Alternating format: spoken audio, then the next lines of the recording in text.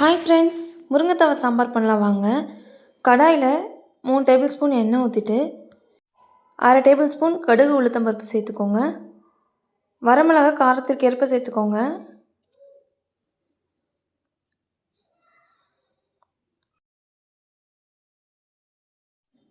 பெரிய சைஸ் வெங்காயம் ஒன்று கட் பண்ணி வச்சுருக்கேன், அதையும் சேர்த்துக்கலாம்.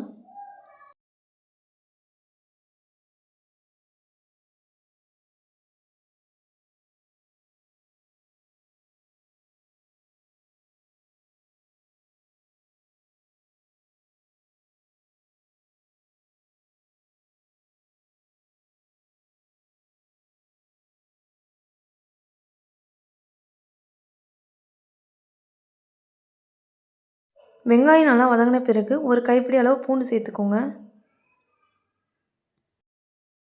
மீடியம் சைஸ் தக்காளி 2 கட் பண்ணியிருக்கேன், அதையும் சேர்த்துக்கலாம்.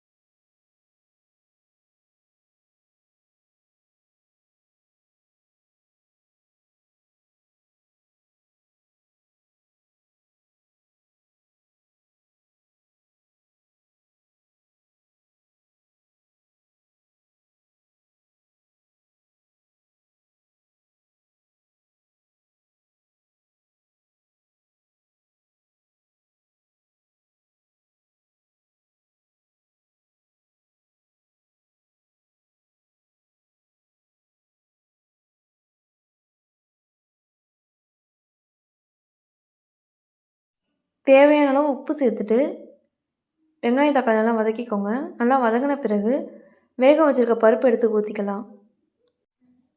1/2 டேபிள் ஸ்பூன் பெருஞ்சீரகத்தூள் சேர்த்துக்கோங்க.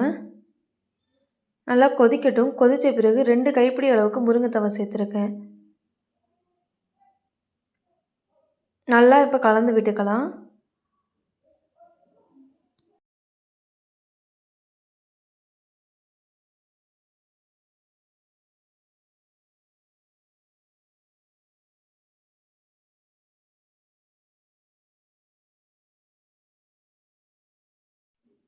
லோ ஃப்ளேமில் அடுப்பை வச்சுட்டு 5 to 7 மினிட்ஸ் விட்டுருங்க. நல்லா கொதிக்கட்டும். அப்போ தான் தவை நல்லா வேகும். Thank you for watching. Subscribe to my channel.